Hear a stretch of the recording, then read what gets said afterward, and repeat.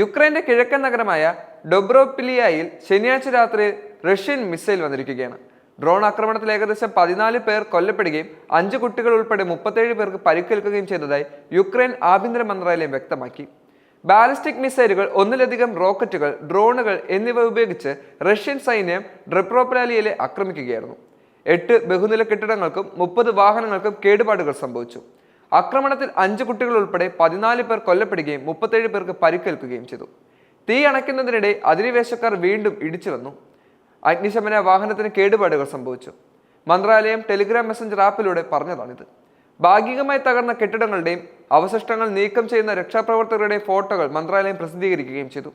വടക്കു കിഴക്കൻ മേഖലയിലെ ഖർക്കീവ് മേഖലയിൽ നടന്ന മറ്റൊരു ഡ്രോൺ ആക്രമണത്തിൽ 3 സാധാരണക്കാർ കൊല്ലപ്പെട്ടതായും മന്ത്രാലയം വ്യക്തമാക്കി.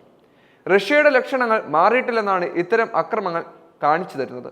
അതിനാൽ ജീവൻ സംരക്ഷിക്കുന്നതിനും നമ്മുടെ വ്യോമ പ്രതിരോധം ശക്തിപ്പെടുത്തുന്നതിനും റഷ്യക്കെതിരായ ഉപരോധങ്ങൾ വർദ്ധിപ്പിക്കുന്നതിനും നമ്മുടെ പരമാവധി ചെയ്യുന്നത് വളരെയധികം നിർണായകമാണ്. യുദ്ധത്തിന് ധനസഹായം നൽകാൻ പുടിനെ സഹായിക്കുന്നതെല്ലാം തകർക്കുകയും വേണം. പ്രസിഡന്റ് വ്ളോഡിമിർ സെലൻസ്കി ഫേസ്ബുക്കിലൂടെ പങ്കുവച്ചതാണിത്. വെള്ളിയാഴ്ച യുക്രൈനുമായുള്ള രഹസ്യാന്വേഷണ വിവരങ്ങൾ പങ്കുവയ്ക്കുന്നത് US താൽക്കാലികമായി നിർത്തിവെച്ചതിനു ശേഷം നടന്ന ആദ്യത്തെ പ്രധാന മിസൈൽ ആക്രമണത്തിൽ റഷ്യൻ സൈന്യം യുക്രൈനിയൻ ഊർജ്ജ വാതക അടിസ്ഥാന സൗകര്യങ്ങൾ തകർത്തിരുന്നു. പ്രസിഡന്റ് ഡൊണാൾഡ് ട്രംപ് യുദ്ധം വേഗത്തിൽ അവസാനിപ്പിക്കാൻ ശ്രമിക്കുന്നതിനിടെ കൈവിൽ സമ്മർദ്ദം ചെലുത്തുകയും ചെയ്തു. US സൈനിക സഹായത്തിലും രഹസ്യാന്വേഷണത്തിലും വന്ന വിരാമം യുക്രൈന്റെ വ്യോമ പ്രതിരോധത്തെ ദുർബലപ്പെടുത്തുകയും ചെയ്തു.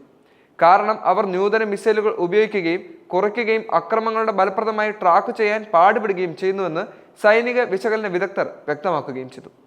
യുദ്ധത്തിന് മുമ്പ് ഏകദേശം 28,000 ആളുകൾ താമസിച്ചിരുന്ന ഡൊബ്രോപിലിയ കിഴക്കൻ യുക്രൈനിലെ ഡൊണേസ്റ്റിക് മേഖലയിലെ റഷ്യൻ സൈന്യം ആഴ്ചകളായി ആക്രമിച്ചുകൊണ്ടിരിക്കുന്ന പെക്രോവ്സ്കാവിന്റെ പ്രധാന കേന്ദ്രങ്ങളിലെ വടക്ക് മുൻനിരയിൽ നിന്നും 22 കിലോമീറ്റർ അകലെയാണ് ഇവിടെ സ്ഥിതി ചെയ്യുന്നത്. ഖർക്കീവ് മേഖലയിൽ രാത്രിയിൽ നടന്ന മറ്റൊരു ഡ്രോൺ ആക്രമണത്തിൽ കുറഞ്ഞത് 3 പേർ കൊല്ലപ്പെടുകയും 7 പേർക്ക് പരിക്കേൽക്കുകയും ചെയ്തതായി മന്ത്രാലയം അറിയിച്ചു. 2 ഇസ്കാഡൻ M ബാലിസ്റ്റിക് മിസൈലുകളും 1 ഇസ്കാർ K ക്രൂയിഡ് മിസൈലുകളും കൂടാതെ 145 ഡ്രോണുകളും ഉപയോഗിച്ച് റഷ്യ ഒറ്റ രാത്രി കൊണ്ട് യുക്രൈനെ ആക്രമിച്ചതായി യുക്രൈനിയൻ സൈന്യം വ്യക്തമാക്കി. വ്യോമസേന 1 ക്രൂയിസ് മിസൈലും 79 ഡ്രോണുകളും വെടിവെച്ചിട്ടതായി അവർ പറയുന്നു. ഇലക്ട്രോണിക് പ്രതിരോധ നടപടികൾ മൂലമാകാം 54 ഡ്രോണുകൾ ലക്ഷ്യത്തിലെത്തിയെന്നും സൈന്യം വ്യക്തമാക്കിയിട്ടുണ്ട്.